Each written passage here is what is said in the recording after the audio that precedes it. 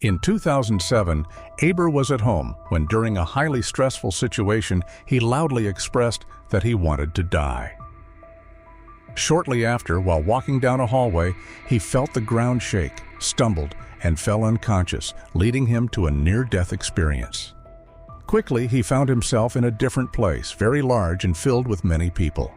What he didn't expect was that this brief visit to that place would reinforce his belief that consciousness is separate from the body, and that after life, there exists an even greater life to be experienced in that vast and beautiful place. Hello, I'm Marcus, and it's a pleasure to welcome you here to Beyond the Life We Live. I hope you feel at home and absorb the lesson from this story we're about to tell. By the way, please like and subscribe to the channel, as it is very important to us, helping us bring new and impactful stories to you.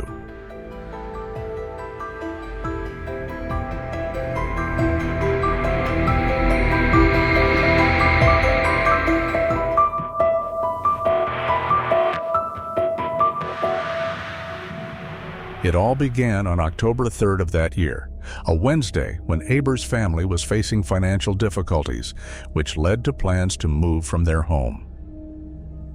On that day, a letter from the real estate agency regarding a situation with the house, which didn't correspond to reality, left him extremely angry. He then lost control, panicked, and began shouting, questioning God out loud, asking why all of this was happening, and stating that if he had to live like this, it was better to die. The following days passed without major changes. On Sunday, the family gathered for lunch as usual, and despite the family environment, Éber remained irritable, not interacting with anyone.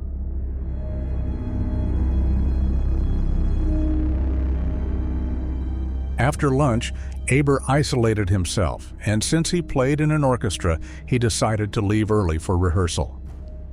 Irritated as he took the first step down the hallway, he felt the ground shake, and suddenly he couldn't remember anything. At that moment, his NDE began.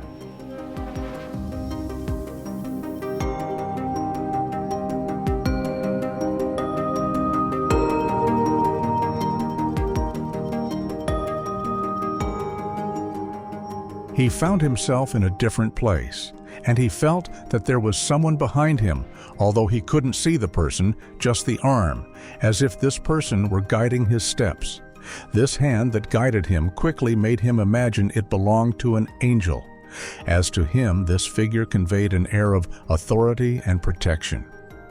Feeling no pain at all, he began to reflect on that moment, wondering if he had died, and promptly a voice that seemed clear and firm said, "You do not choose the hour." The voice he heard was firm and convincing, different from any thought he had ever had in his life.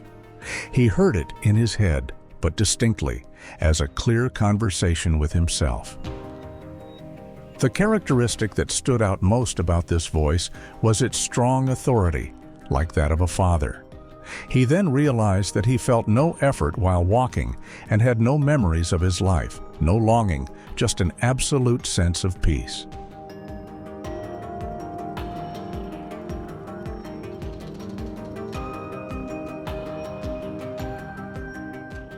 Until he reached a place dominated by white, including the clothing of the people around him.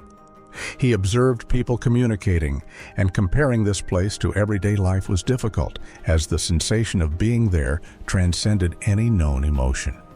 It was as if he were in a state of total freedom and lightness, where there was no need to exert effort, just to exist. There, every moment was a constant surprise, as if he were facing something extraordinary. Even without memories of his life, he had full awareness of his identity. According to him, the feeling of being there was similar to diving, where the focus was solely on that instant, isolating him from other concerns. This concentration gave him intense and unique pleasure. When he looked to the left, Éber saw an infinite space, with a huge wall that seemed never-ending.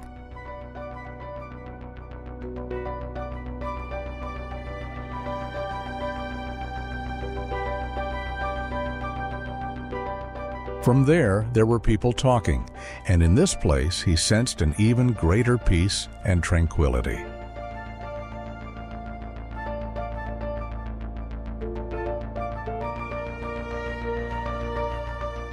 When these people noticed his presence, he tried to take a step toward them, but he couldn't move forward.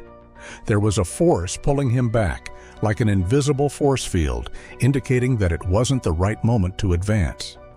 The sensation was as if he were wrapped in plastic film, held back by something preventing his movements. Although he tried to push his body forward, he simply couldn't take the step.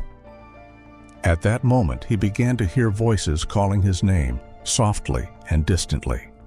The voices grew louder, and suddenly there was intense shouting until he felt himself back in his body. At that moment, Éber describes a feeling of confusion, with the sounds around him blending together like a buzzing in his head.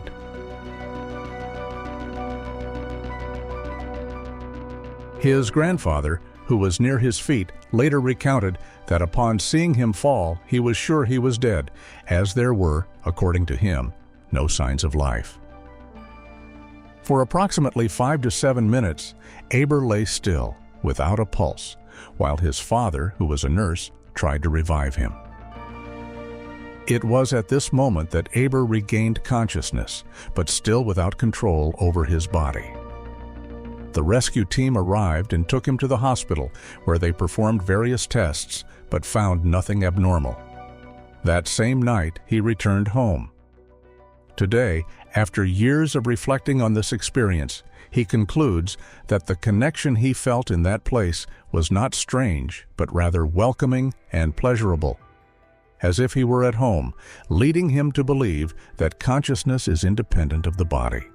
And now, he shares a message of hope, reminding that although life on earth comes to an end, existence clearly continues beyond it.